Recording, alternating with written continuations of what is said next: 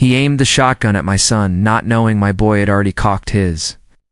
At 1 a.m., a man kicked in our cabin door claiming to be an HOA officer. But he didn't expect a 13-year-old to be waiting. The air was thick with smoke. My ears rang from the shotgun blast, my heart racing as I stumbled to my feet. The cabin door hung off one hinge, barely attached. Broken glass glittered on the floor like ice. I turned to see Noah, my son, still holding the shotgun. His small chest rose and fell, his knuckles white around the grip. He hadn't moved. Not since he pulled the trigger. Just outside, a man lay groaning in pain, clutching his thigh, blood soaking through dark pants. The fake badge that had glinted under the porch light now lay half buried in pine needles. It was made of plastic, like something from a Halloween costume. He wasn't a real cop, and Noah had known that before I did. Earlier that night, things were different. We were just sitting around the fire pit out back, the night wind tugging at our jackets, the crackle of wood settling between us. I remember thinking how peaceful it was. Just me and my boy, finally getting some time away from everything. City noise. No honking. No mail full of fines and citations. Do you think we could live out here forever? Noah asked, marshmallow halfway to his mouth. I smiled.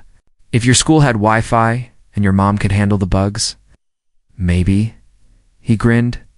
I didn't tell him I'd already looked into it. We came up here after my wife died. She didn't make it through the accident. The drunk driver survived. She didn't. Noah was in the back seat. He walked away with a scar on his arm and a silence that lasted for months. He wouldn't speak to anyone, not even me. I remember the first time he said anything again. We were sitting by a lake near the same cabin. He pointed out a hawk. Just a single word. Look, I cried. He didn't notice that's what this place became to us. A place of healing, a place where he could just be a kid again. A place where we didn't owe anyone anything until the HOA got involved, or rather, a man claiming to represent them. 3 days ago at a community town meeting, I'd brought up a concern about our shed. A simple wooden shed behind the cabin, for fishing gear and tools. Someone in the crowd, some woman with that familiar, tight smile, said our cabin still fell under covenant restrictions. We're reinstating the HOA, she said. You'll need to comply. I argued. The HOA was dissolved years ago. The land we bought was explicitly listed as outside of zoning control. They even had it in writing. But that's when he showed up, the man with the sunglasses and buzz cut. HOA enforcement, he said, flashing a badge so quickly I barely saw it. You'll want to take that shed down by Friday. I asked to see credentials. He gave me a stare colder than the air. Outside, you'll want to comply. The words stuck with me, not just the tone. The threat behind them. We went back to our cabin and didn't touch the shed. I wasn't about to let some neighborhood bully tell me what to do on land I paid for, but something felt off, like we were being watched. A few days later, a paper showed up nailed to our fence. Notice. Property under HOA review. Entry may be enforced. No letterhead. No official seal. Just a scribbled signature. P. Rogers. I didn't know who that was. I burned the paper. And then came the night of the break-in. We'd gone to bed early. I always had trouble sleeping out here. Think the quiet sometimes. Made the memories too loud. I'd just dozed off when I heard movement on the porch. Heavy boots, not animals. I reached for the flashlight. Then a crash. The entire doorframe exploded inward. Wood cracked. Hinges snapped. I shot out of bed. I wasn't wearing shoes. My feet hit the cold floor and I stumbled into the hallway just in time to see him. A man, not a cop. No uniform, no clear markings. Just tactical pants and a patch on his shoulder that read HOA Patrol. He had a pistol in one hand, a flashlight in the other, and Noah was standing there. He had the shotgun it kept mounted above the mantel. We practiced every summer, every fall. He knew never to touch it unless it was life or death. He must have heard the crash, must have seen the man's face, must have known that wasn't a cop. The man raised his pistol. Noah, Pulled the trigger. The sound tore through the cabin like a thunderclap. The man dropped instantly, falling backward through the doorway, gun skidding out of reach. I didn't even realize I was screaming until my voice cracked. I ran to Noah and grabbed the shotgun from his shaking hands. He didn't move, didn't blink, just stared. 10 minutes later, I heard sirens. Real ones. The sheriff's department arrived in force, probably because someone reported gunshots. They found the man alive, bleeding badly. When they asked who he was, he said he was HOA law enforcement. Sheriff Turner, a grizzled man with decades in the force, looked at the badge, pulled it closer, held it to the flashlight. "Hell is this?" he muttered. "This is a prop." It flipped it over. There was still a price tag on the back. The sheriff radioed dispatch. Asked if there was any record of a private enforcer named Rogers. Nothing came back. No agency. No private security. No employment history. "This guy's nobody," he said. "He's playing dress up." They pulled Noah aside. One of the deputies tried to cuff him, probably out of protocol. I almost lunged, but Turner stopped him. He looked at my son, then at me. "I've seen Brackens. I've seen home invasions. Your boy did what he had to." I wanted to collapse, but it wasn't over. Turner got another call over the radio. Another cabin, 5 miles north, had been hit earlier that week. Same MO, a man claiming to be from the HOA. Same threats, same badge. Only they didn't shoot. They packed up and left. That's when I realized this was more than one man. This was a group trying to reclaim land under some fake legal banner, hoping to intimidate families into moving so they could claim control. It wasn't just a scare tactic. It was a takeover. I remembered something the man yelled when he kicked in the door. "You think you're smart, huh? Not police. Not search warrant." He was angry. Personal. Like this was about more than some shed. I opened the security app on my phone and played the camera footage for the sheriff. We watched it together. The man didn't knock. Didn't announce himself. He crept up slowly, took position, lifted his foot, and kicked the door with everything he had. Turner's jaw tightened. That's not law enforcement. That's a hit. He sat back in his patrol truck, hands over his mouth, and said quietly, "We've got a problem in these woods." I sat on the cabin steps, Noah beside me. It was still quiet, but now his hands wouldn't stop shaking. "You okay?" I whispered. He didn't answer. I pulled him close. "You saved my life, buddy." His breath caught. We sat there in silence, watching the blood get hosed off the porch. The red and blue lights painting the trees, the wind picking up again like the mountains, were whispering a warning. We had come here for peace, for healing. Now, we were planning how to reinforce the doors. I don't know who these people are yet, but I know this. They're organized. They're pretending to be something they're not, and they picked the wrong cabin. If you've ever had to protect your family, you know what I mean. If you're a parent, if you've ever had to stand in front of your child and tell them it's okay when you weren't sure it was, you know what that moment feels like? Don't scroll past this. Don't think it's just a one-time thing. What we found next, and who is behind it, will leave you speechless. Stay with me. This story is only just beginning. I had just laid Noah down for the night. It was almost 4 a.m. The deputies said they'd patrol the area until sunrise, but let's be honest, no one really felt safe anymore. The sheriff gave me his number and said, "Keep your phone on. Something tells me this isn't over." He was right. I barely closed my eyes when the silence outside broke again, this time by a soft knock at the cabin door. I froze. It wasn't forceful like before. No kicking, shouting. Just a single measured knock. I reached for the shotgun. I walked barefoot across the cold floor, heart hammering, and peeked through the side window. Nothing. No figure. No flashlight. Just the dark outline of our porch. Then I saw it. An envelope tucked under a stone on the steps. I waited till sunrise to open it. Inside, one sentence typed in all caps.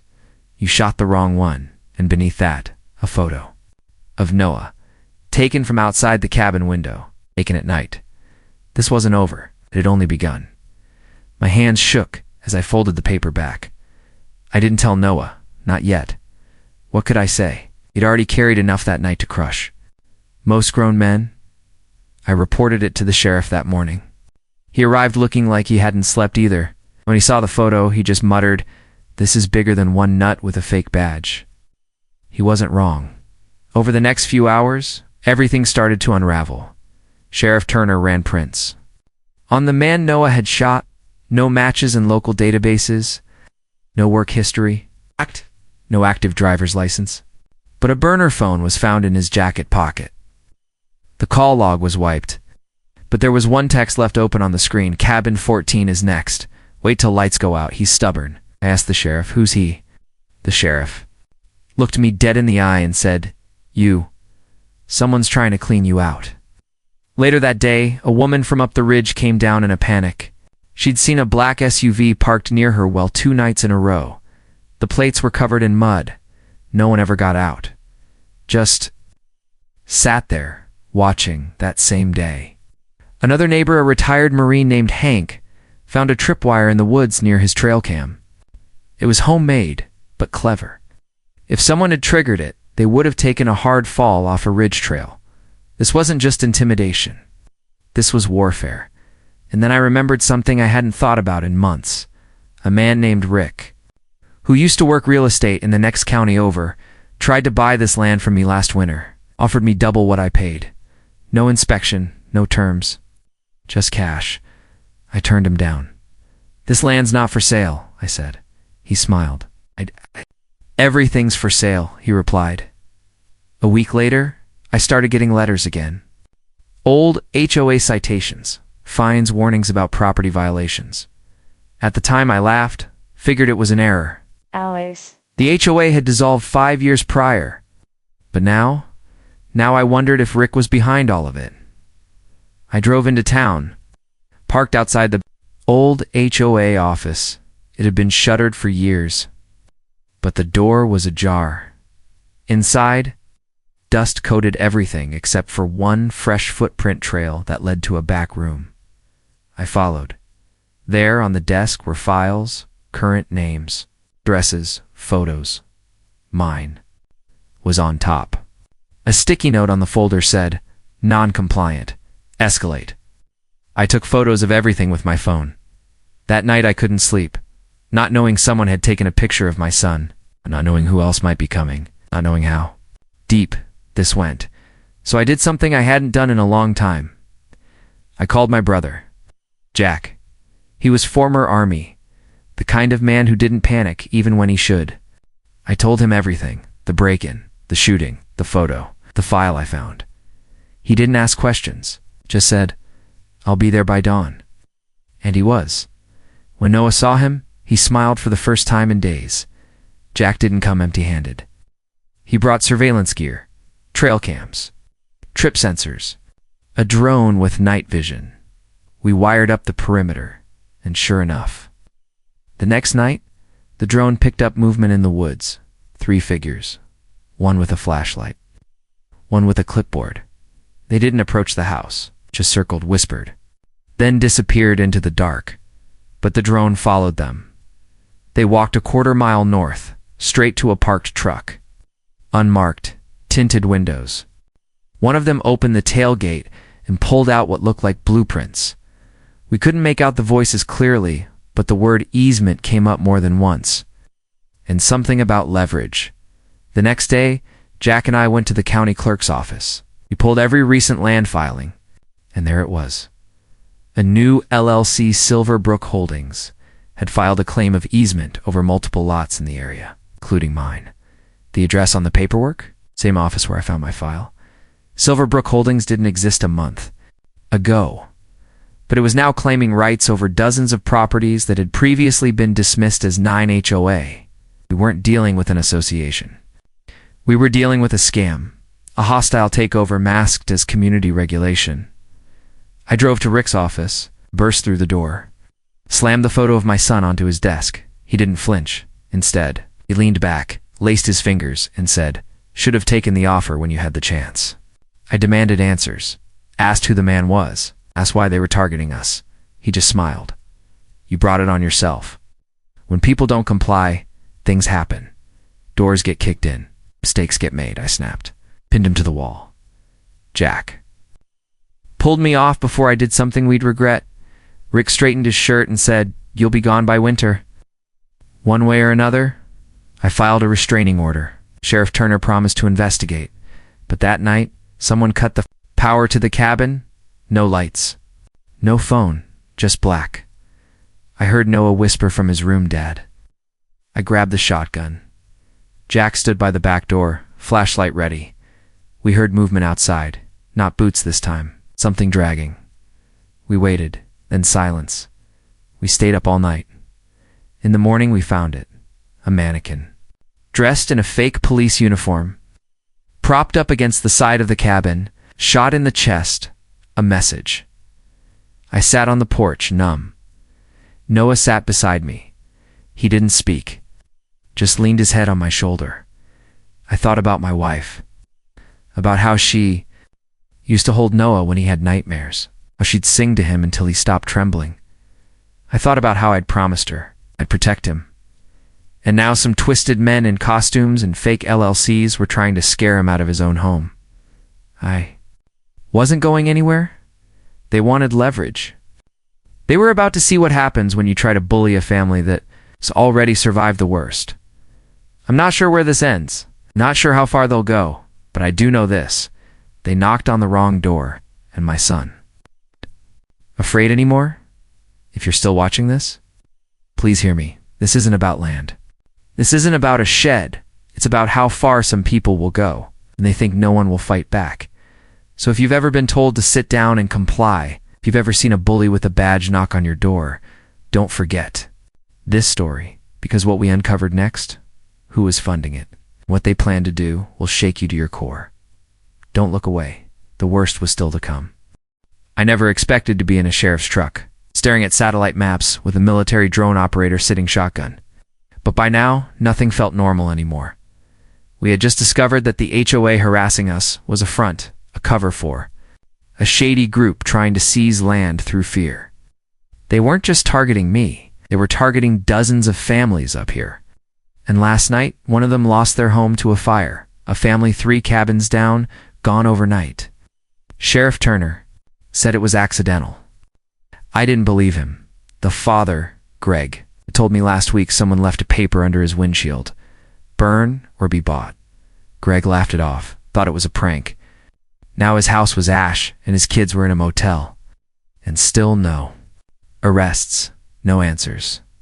Just silence. I looked back at Noah. He was sitting in the rear seat of the truck.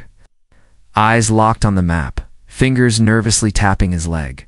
He wasn't scared anymore. He was angry, was becoming someone else. That night, we decided to fight back.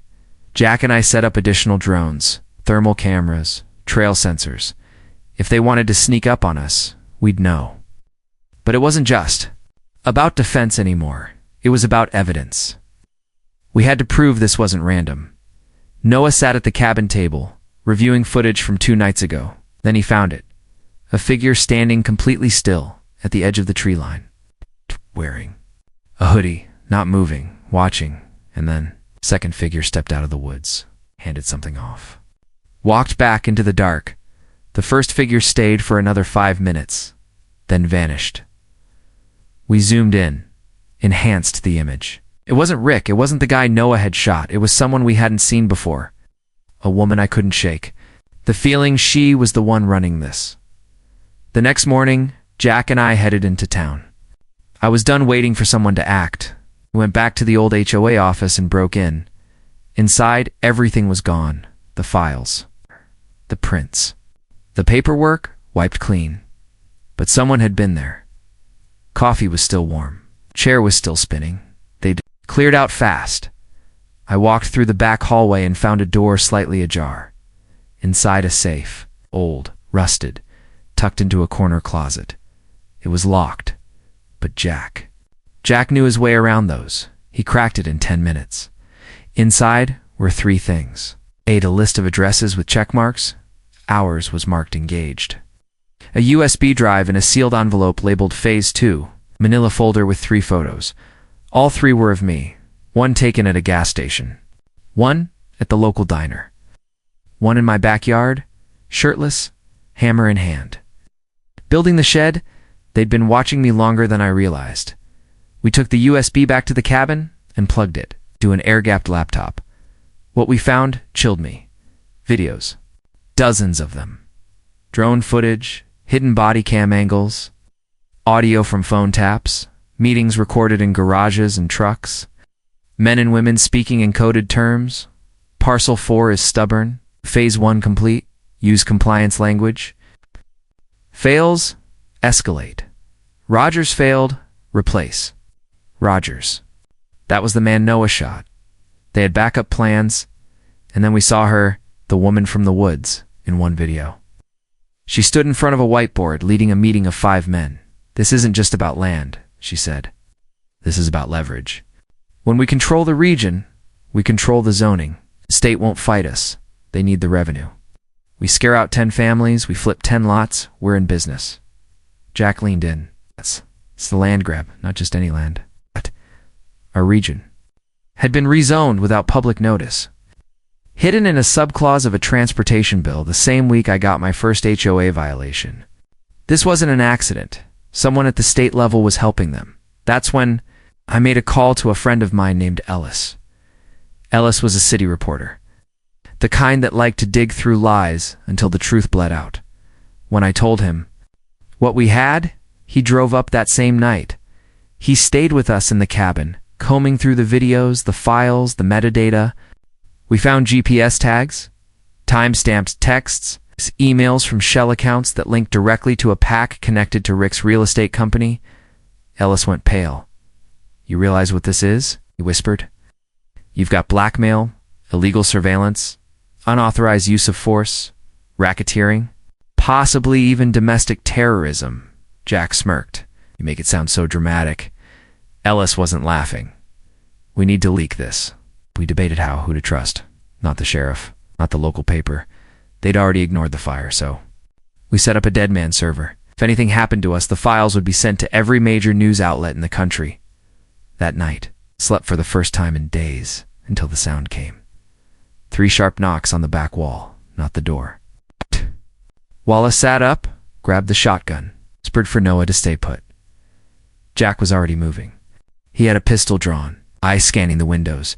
We checked the cameras. Someone had cut them. The motion alerts were gone. "Drones down," Jack said. "They hit the jammer." I cursed under my breath. Whoever was out there knew our setup then. Another sound. A voice. Calm. Cold. Female. "Mr. Walker, you've got something that doesn't belong to you." I stepped onto the porch. There she was, 10 feet away, standing with her arms folded, wearing a black jacket, no weapon visible. But I knew better. "You're trespassing," I said. "I'm offering you a choice." She stepped forward. "You leave tonight. You sell. We'll forget all of this ever happened. No more violations.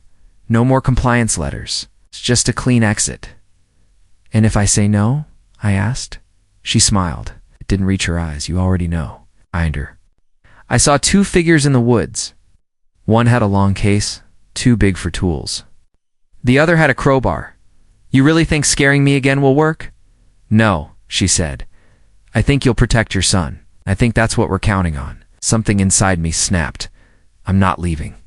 "You picked the wrong family?" She shrugged. "So be it." They vanished into the trees. The next day we found Ellis's car on fire. He'd gone to town for gas. They torched it in the parking lot, sent a message. Ellis didn't flinch. He pulled out a backup drive from his backpack and said, "Let's publish." We uploaded everything. By midnight, it was on Reddit. Then Twitter. Then it spread like wildfire. Fake HOA used to push landowners off rural property. Child shoots intruder linked to shadow enforcement network. Whistleblower exposes HOA fraud ring tied to state senator. Because yes, the PAC. Funding Silverbrook Holdings. It had made campaign donations to a sitting senator 2 towns over. Now, it was national news by morning. News vans were parked outside the trailhead. Reporters camped out for interviews, and Rick. He vanished. No one's seen him since, but it wasn't over. 2 days later, Noah found another photo slipped under the cabin door. This time, it was me. Crosshairs drawn on my chest. No message. No note. Just the photo. Jack doubled the patrols. Ellis filed 2 restraining orders.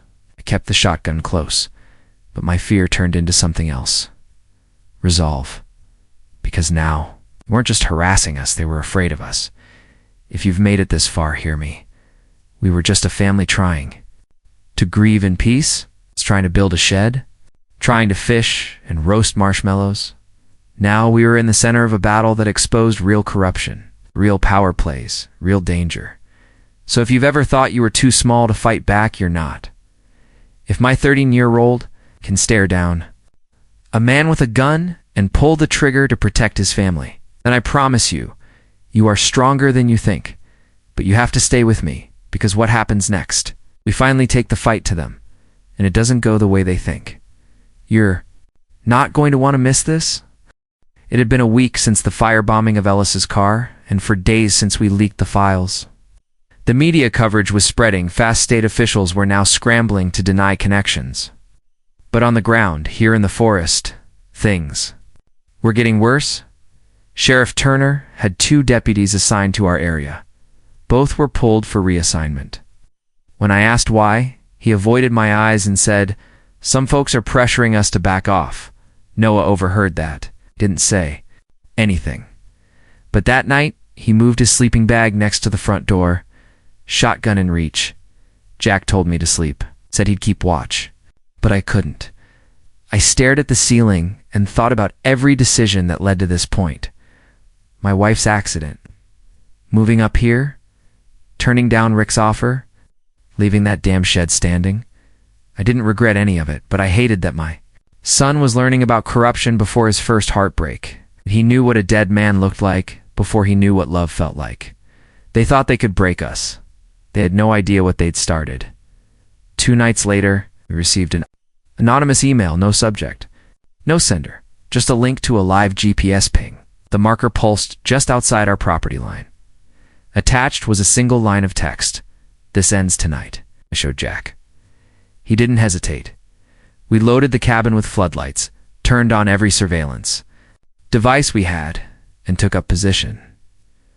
I sent Noah to the crawl space with a walkie-talkie.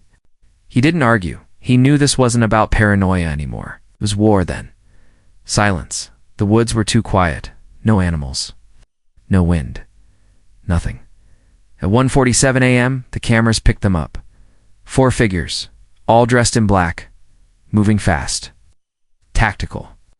Gloves, night vision. Not police. Not military private. Jack and I took position near the back porch. We didn't speak, just nodded. The first man made it to the window, tried to pry it open. Floodlight blazed on. He froze too late. Jack fired a warning shot over his head. The man dove for cover. I shouted, "We're armed. You come closer." "We shoot. This is private land." One of them returned fire. Rounds pinged against the cabin siding. Glass shattered. We hit the ground, rolled, fired back. Not to kill, but to send a message. You're not welcome. They retreated into the woods. But they left something behind. A case, dropped near the tree line. When the sun rose, we approached it with caution. Inside was a laptop and a folder. The folder had photos, not of me, of other families, marked with notes, resistant. Pending removal, they had a playbook, a system, push, threaten, isolate, destroy, flip the land. The laptop was encrypted. But Ellis knew someone, a contact from his reporting days. It took 3 hours to break in. What we found. Unthinkable. Blueprints. Hundreds of them. A master plan for the entire valley. Resorts, roads, a private airstrip, all built over properties like ours, all scheduled for redevelopment. There were also memos between executives discussing removal procedures. And then we found a payment ledger. Money moving through shell corporations. One of the names, sitting state senator another, Rick, and then hers. The woman from the tree line. The one who stood on my porch. Her name was Kendra Malloy. listed as a consultant for Silverbrook Holdings. But the documents showed more. She wasn't just a consultant. She was the architect. She designed the compliance schemes, the fake citations, the psychological profiling, the drone surveillance. She built the system from the inside, and this entire operation, funded through a state rural redevelopment grant. Taxpayer money, they used our own dollars to try and kick us out of our homes. Ellis didn't wait. He called in every favor he had by nightfall. We were trending on every major platform. News crews were climbing the mountain just to get a glimpse of the cabin. Some came for the story. Others came to help. Donations started pouring in for the families who were threatened. One woman, Melissa from down the hill, hugged me with tears in her eyes. "You gave us our courage back," she whispered. But it wasn't over. Rick was still missing. Kendra hadn't been arrested. And Noah, he was starting to crack. That night, he came to me with red eyes. "Why did they pick us?" he asked. "We didn't do anything." I had no answer. So I did what his mother used to do. I held him. I told him what she told me during my darkest days. Sometimes people break things they know they can't control. But you're not breakable. You're my son, and I've never been prouder. He nodded, wiped his face. And for the first time since that night, he slept peacefully. The next day, Turner called. "FBI's on site. They're interviewing me today. You might get a visit." And we did. 2 agents in clean suits. No nonsense. They'd been sent to investigate claims of interstate fraud, surveillance, and conspiracy. We gave them the USB, the laptop, the folder. They stayed for hours. When they left, they said one thing: "Pack a bag. This is going to get noisy." And it did. 3 days later, federal warrants were issued. Rick was found in a cabin 40 miles north, holed up with a duffel bag of cash and a burner phone. Kendra Malloy was arrested at a fundraiser, smiling in a red blazer when the cuffs clicked behind her back. Photos of their arrest swept every major news cycle. The story exploded. But none of that compared to what happened a week later. The governor called. Personally, she apologized, said an independent investigation had been launched, that my son was a brave young man, and that our family stood for something bigger. I didn't care about the apology. I cared about Noah, and when I told him, he just blinked. "I just wanted to protect you," he whispered. "You did." And then we hugged tight. 3 months have passed since that night. The cabin has new locks, reinforced windows, and a new flag waving outside.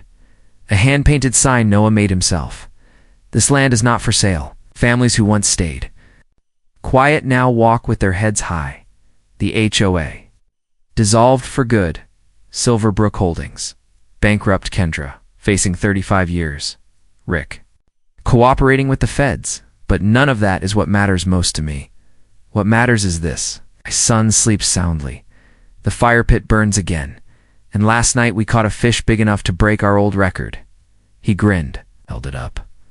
Mom would've freaked. He laughed. We both did.